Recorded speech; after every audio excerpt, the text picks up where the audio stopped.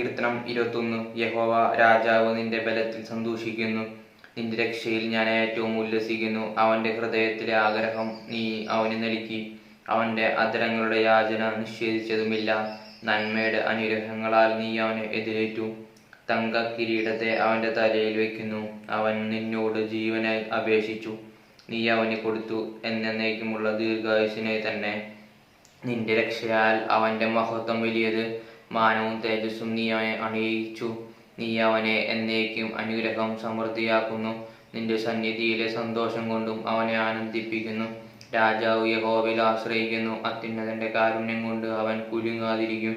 നിന്റെ കൈ നിന്റെ സകല ശത്രുക്കളെയും കണ്ടുപിടിക്കും, നിന്റെ വലം കൈ നിന്നെ പകയ്ക്കുന്നവരെ പിടിക്കും. നിന്റെ പ്രത്യാശയുടെ കാലത്ത് നീ അവരെ തീച്ചൂളെ പോലെയാക്കും. യഹോവ തന്റെ ക്രോധത്തിൽ അവരെ വിഴുങ്ങിക്കളയും. നീ അവരെ ദഹിപ്പിക്കും. നീ അവരുടെ ഫലത്തെ ഭൂമിയിൽ നിന്നും അവരുടെ സന്തതിയെ മനുഷ്യപുത്രന്മാരുടെ ഇടയിൽ നിന്നും നശിപ്പിക്കും.